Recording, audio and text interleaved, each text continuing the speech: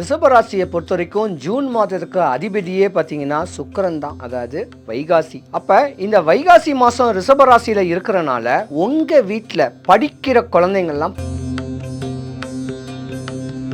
ரிஷபராசி உள்ள ஆண்கள் கொஞ்சம் கவனமா இருக்கணும். ஏன்னா இது சுக்கிரனுடைய மாசம். தேவையில்லாத இடையூறுகள் எதுவும் வரக்கூடாது, பேராசைகள் வரக்கூடாது. சம்பாதிக்கணும், தேடணும், வாழ்க்கையை முன்னுக்கு சொல்லக்கூடிய ஆசைகள் இருக்கணுமே தவிர மனைவிக்கு துரோகம் பண்ணுன்னு சொல்லக்கூடிய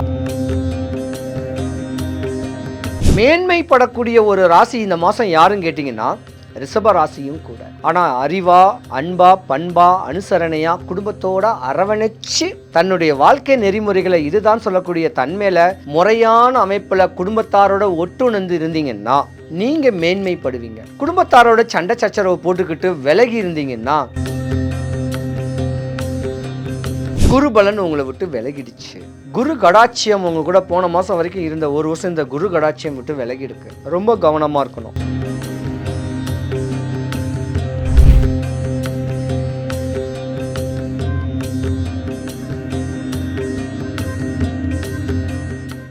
உற்றார் யார் உளரோ இந்த உயிர் கொண்டு போம்பொழுது குற்றாலத்துறை கூத்தன் அல்லால் நமக்கு உற்றார் யார் உளரோ. சிவாய நம. வணக்கம்.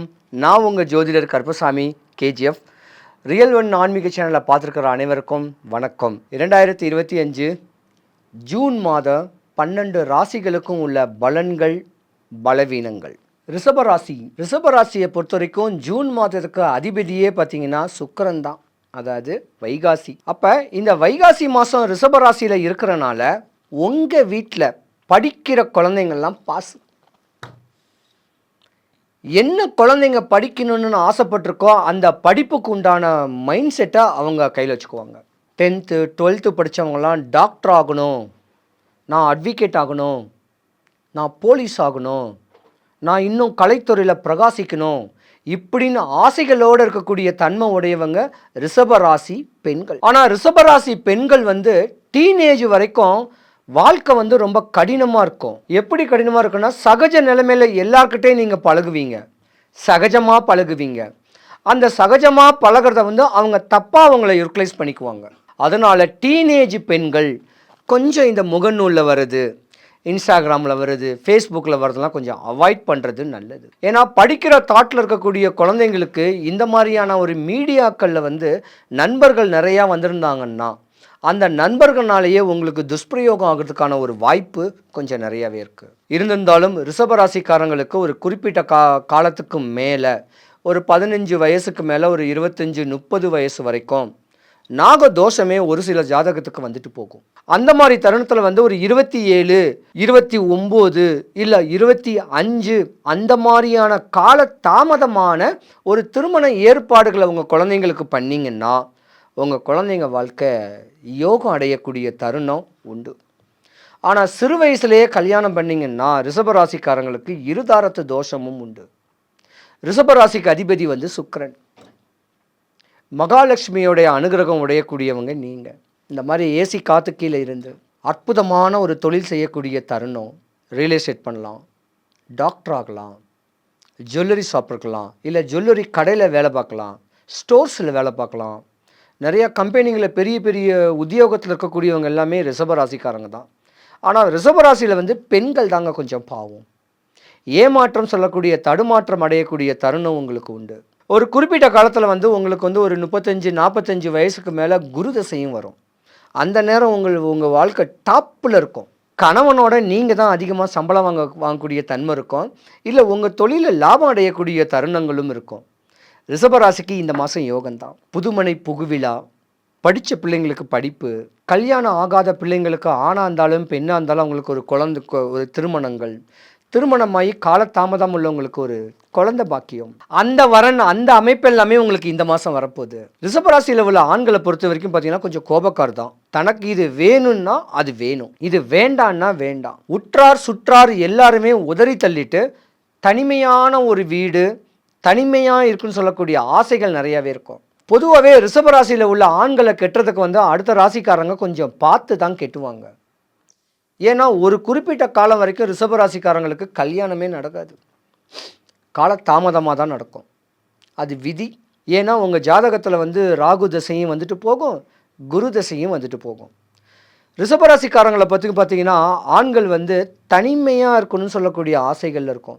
காலதாமதமாக திருமணம் நடந்துச்சுன்னா ரிஷபராசிக்காரங்களுக்கு சுக்கிரன் கெட்டு போய் சைக்கோவை கூட மாறிடுவாங்க. கல்யாணம் நடக்காத ஒரு இன்டென்ஷன், கல்யாணம் நடக்காத ஒரு விரக்தி, தன்னையே தப்பாக பாவிச்சுக்கிட்டு குடும்பத்து மேலே ஒரு எரிட்டேடை உண்டு பண்ணுவாங்க.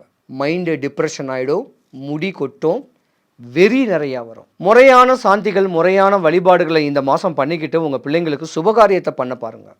ரிஷபராசியை பொறுத்த வரைக்கும் அரசியலில் பிரவேசம் பண்ணு சொல்லக்கூடிய ஆசைகளுடைய ஜாதகமும் கொஞ்சம் இருக்குது. இருந்திருந்தாலும் ரிஷபராசி உள்ள ஆண்கள் கொஞ்சம் கவனமாக இருக்கணும். ஏன்னா இது சுக்கிரனுடைய மாதம். தேவையில்லாத இடையூறுகள் எதுவும் வரக்கூடாது, பேராசைகள் வரக்கூடாது. சம்பாதிக்கணும், தேடணும், வாழ்க்கையை முன்னுக்கு வந்து சொல்லக்கூடிய ஆசைகள் இருக்கணுமே தவிர மனைவிக்கு துரோகம் பண்ணணும்னு சொல்லக்கூடிய ஆசை பாசைகள் வரக்கூடாது. நிறைய ஆசைகள் வந்துட்டு போயிருக்கோம், அதெல்லாம் விட்டுருங்க, மறப்போம், மன்னிப்போம். இருந்திருந்தாலும் ரிஷபராசியை பொறுத்த வரைக்கும் சுக்கிரன் உச்சத்தில் இருக்குது. ரிஷபராசி சுக்கிரத்தில் உச்சத்தில் இருக்கிறனால உங்கள் வாழ்க்கைக்கு ஒரு பிரதிபலிப்பு வரக்கூடிய மாதம் இது.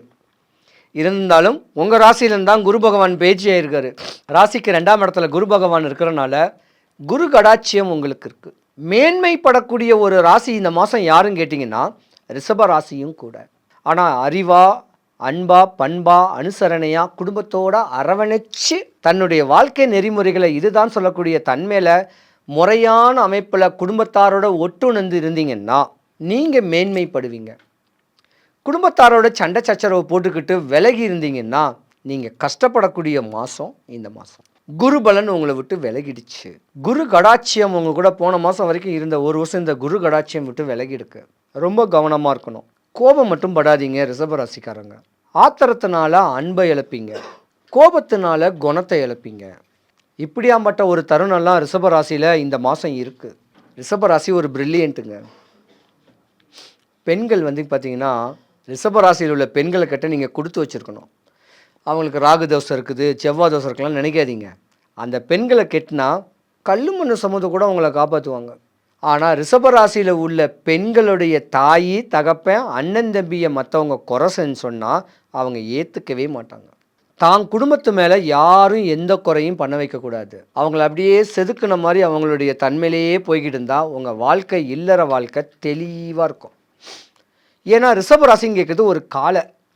தனக்கு சோறு வந்தால் கூட மற்றவங்களுக்கு கொடுத்துட்டு அதில் மிச்சம் மீதி இருந்தால் சாப்பிடக்கூடிய தன்மை உடையவங்க, பாசத்துக்கு அதிபதியானவங்க. அவங்கள பாசத்தினால தான் தன்வசப்படுத்த முடியும், அதிகாரத்தில் ஒன்றும் பண்ண முடியாது. ரிஷபராசி பெண்களுடைய தன்மை மேன்மைப்படக்கூடிய ஒரு நேரங்காலங்களாக இருக்குது. ரிஷபராசி உள்ள பெண்கள் நல்லா படித்து பெரிய பிரில்லியண்ட்டாக வரக்கூடிய தன்மை இருக்குது. ஆனால் நீங்கள் ஏமாறுவீங்கன்னு கேட்குறது விதி. குறிப்பிட்ட காலத்தில் அந்த ஏமாற்றங்கள்லாம் உங்களுக்கு வரக்கூடாது. தேவையில்லாத இடையூறுலையும் நீங்கள் மாட்டிக்கக்கூடாது. எம்பெருமானுடைய அனுகிரகத்தை முறையான வழிமுறைகள் பண்ணிக்கிங்க. டைம் கிடச்சா வடபழனி ஆண்டவன் முருகன் கோவிலுக்கு போங்க. ஏதாவது ஒரு நாள் ஈவினிங் போல் போங்க, இல்லை செவ்வாய்க்கிழமை வந்து பாருங்கள். உங்கள் வாழ்க்கை மேன்மைப்படக்கூடிய தருணங்கள் வரக்கூடிய நேரம் இது. என்ன தான் கஷ்டமாக இருக்கட்டும், என்ன தான் நஷ்டமாக இருக்கட்டும், ஒரு முறை மட்டும் வடபழனி ஆண்டவரை போய் பாருங்கள். உங்கள் கஷ்டமெல்லாம் விலகி உங்கள் ஆசைகள்லாம், தேவைகள்லாம் பூர்த்தியாகும்.